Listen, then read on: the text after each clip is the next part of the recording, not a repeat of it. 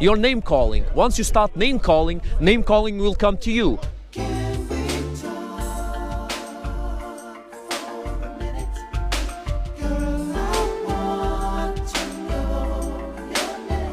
we are at Speaker's Corner, and somebody is missing. Notable by his absence. Oh yes, the man missing, his name is Omar. But you might know him I know him disrespectful as Rat Boy. That's something else. Rat Boy, yeah. We are the Fab And the Four. Rat Pack is here. This Omar wants Rat Boy back in the park. Reinstated. How would you? Are you happy that he's gone, or would you welcome him back? All right. Am I happy he's gone, and would I welcome him back in the park? The answer to that is time.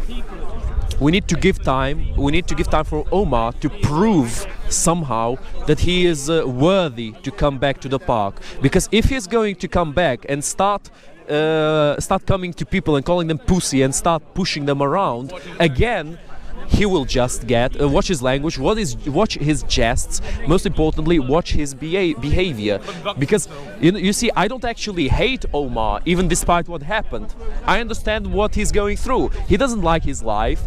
He tries to and his way of coping with it is to have that kind of gratification of bringing the camera, of playing the tough guy. I don't actually hate him, but at the same time he needs to do something to prove that he can come back here and he will not be a child, that he will grow up a little bit and he will become a better person. Yes, if he does that, then I think it's reasonable to start arguing about his comeback to Speaker's Corner. But then again, his whole purpose to come to Speaker's Corner was to keep doing the disruption, exactly, is to keep going the self-ruinous way he was going back then. So if he changes for the better, honestly, I don't really see a lot of reason for him to want to come back to Speaker's Corner, because that was his main reason to come back. No, I don't think we can give him an immediate second chance. I think time and I think proof is something we really need from him. Because look, I made a promise to Omar and I will maintain that promise, which is a non-aggression pact. I don't talk to him, he doesn't talk to me, I don't call him names, he doesn't call me names. Most importantly of all, no physical threats, no violence. That's the most important part in the pact I made with him. There's a video of it with the police. I did it on plain sight, and I will maintain my word, so I will not talk shit about him at all. But truth must be told that he wasn't being a productive member of Speaker's Corner. And truth also must be told that this is one of the greatest men that we have in this park. He saw a man seemingly being racist, and if I saw a man being racist, verbatim being racist, I probably wouldn't do anything, and perhaps many others wouldn't. He saw a man being bullied and being abused, ostensibly, but he did not. Unlike others, he did intervene and others wouldn't have. So you got to give the man credit for that. You should be giving him a medal on that. Plus when you, sir, rightly so, apologized to him, you said you made a mistake. Rightly so. In the sense that there was a mistaken... I'm sorry, but I apologize. What I did was apologize. I apologized to the other guy. I never apologized to actual Omar. I apologize for the misunderstanding that happened, because the other guy, his friend, was doing this with the cowboy preacher, and I said I'm sorry for the misunderstanding, but that's not what I meant. And I'm sorry, but when you're saying that he confronted somebody who was being racist, are you referring by any chance to me? Because if you are, someone was being racist, then many people wouldn't intervene. They would just let that be. But for somebody to say, hey, what are you doing to shoot a man, perhaps a man who has those disabilities, then that's a big thing.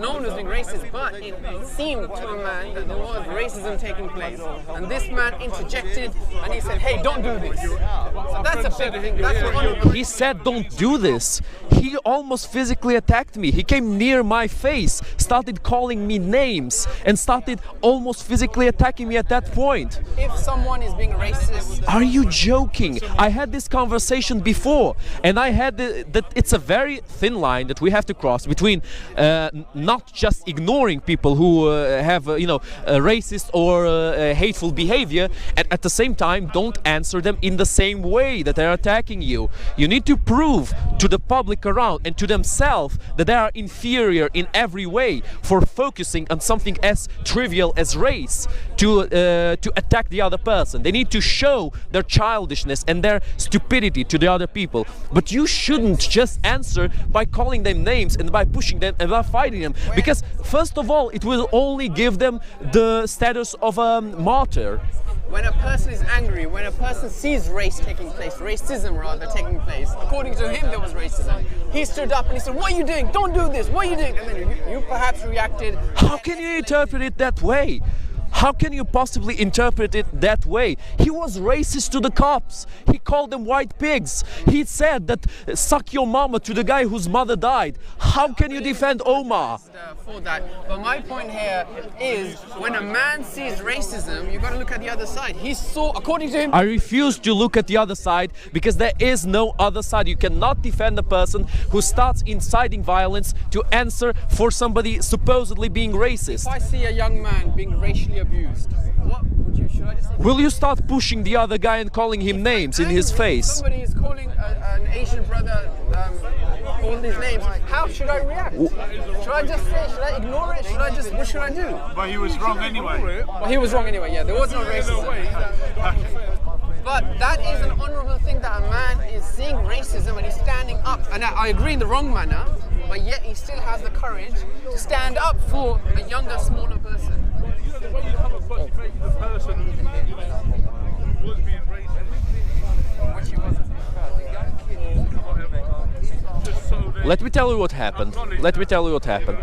The cowboy preacher was preaching as usual, and Omar's friend, the short black guy, was doing this in front of him. I came near him because usually I do a joke with the cowboy preacher and I tell him, let's do the Jesus dance, and he does, you know, some cowboy stuff, and I do it too. I thought the guy was dancing. I came near him, I started doing the same. He turned around, told me, "Why are you dancing like a monkey?" I answered him. He asked me, "Why are you dancing like a monkey?" That's what he told me. Oh, you said to you, "Why you dancing like a monkey?" Are you listening? Right. No, I thought you said that. You said. This is how misunderstandings happen. Okay, no, but. Okay, please listen to me carefully to what I'm saying. I came near him. I started dancing like he was dancing. He turned around and asked me, "Why are you dancing as a monkey?" He asked me why I was dancing like a monkey. Is that not a show of racism? Was he not racist to me at that point? By calling a white person a monkey. Oh, there we go. Okay, I don't think we can discuss here, because you seem to be one of those people who think white people can't suffer from racism. But not in the term when someone's calling them a monkey. We know that's. Oh, really? Calling monkey to a white man is not derogatory in any way. It is derogatory, but it's not racism. Oh, it's not racism. Really? If you tell me it is, then Really, it's not racism. If you say it is, I'll accept it. But the connotation. I cannot believe this. I cannot believe there are people defending Omar's ideology to this extent. Never has there been a football match where the black players have thrown banana skins onto the pitch in history. Now, if you can tell me otherwise, then I'll accept it as racist. Okay, I'll give you a point on the fact that black people are, when they are racially abused, they are usually more compared to monkeys by the people who abuse them. It's usually like that. It's not that whites are not abused by the same manner. They call them white pigs, pink pigs, white monkeys, whatever. They call them different things when they are actually racist. But the thing is, I will give you a point on that. White people are usually not compared to monkeys when people are being racist against them. But I don't understand, how can you defend Omar by, confronting somebody who he thought was racist, he didn't even see anything, he wasn't around, he just assumed that I was being racist. And you do not understand, you do not see how the guy being hateful to me was a bad thing. Do you not think that the guy was doing a bad thing at that moment by telling me, "Why are you dancing like a monkey?" Do you not think that the guy was shooting himself in the foot by the fact that I was dancing like he was dancing and he was calling me a monkey? I don't think, well, in England it doesn't have that, as far as I know, it doesn't have that same sort of connotation. Maybe in other countries it does, so we can't really speak for what... Look, if you call somebody a monkey, you are being hateful to that person. I can call him a cheeky monkey. I call my friend a cheeky monkey, or a white person, I call him you're a cheeky little monkey. So it doesn't mean I'm being in a racist, but if I said it to a black friend, it would have a different connotation, and we need to respect that. It doesn't. You're calling names.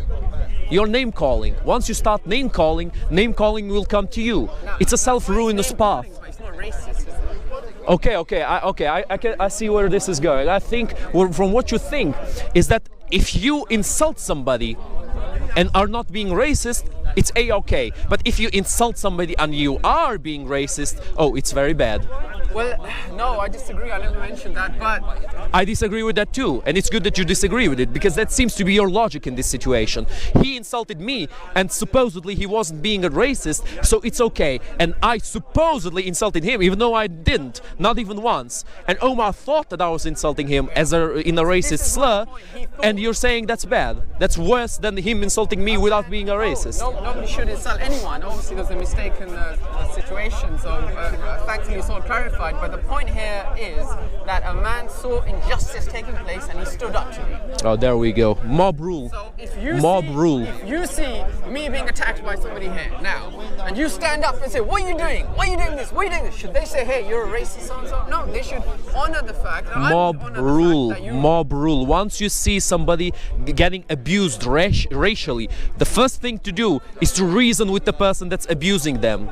Once you understand that reasoning with them does not work, you should persuade them to stop. Once that doesn't work, you should call for a figure of power. In this case, the police, which is what somebody did when I was being abused by Omar. And honestly, I thanked the people who put themselves between me and him many times, and I will thank them again, and I will thank them as many times as possible, because they stopped me from fighting Omar. And if I fought him, I would be the one taken in by the police, because I would beat up this guy that that was confronting somebody for racism. This is the problem of nowadays. Once somebody gets slurred as a racist, people lose their shit. People lose their reason. It's racist. It's terrible. How's that a bad thing? It's a bad thing because you can't lose your shit. You can't lose your reason. You need to see if he was actually being racist, if he was actually being hateful, or if it was just a misunderstanding. Imagine that the police came here throttling because somebody was racist to a short black guy, and they came here throttling and they took me into the prison, even though I was the one being abused. Imagine it. Just imagine. Look, bro, I don't. Honestly, I'm very sad that I'm having this conversation to begin with. But let me just tell you this. One last thing. Omar is welcome to come back when he changes for the better. Until he changes for the better, I don't want him to come back. And I have no power to keep him in here or outside here, so it's not for me to decide. It's for the police, it's for all the people in Speaker's Corner. But I personally would not want him back unless he changes his life, he changes his way of behavior, and yeah, that's it. That's all I want from him, for him to change his behavior to other people.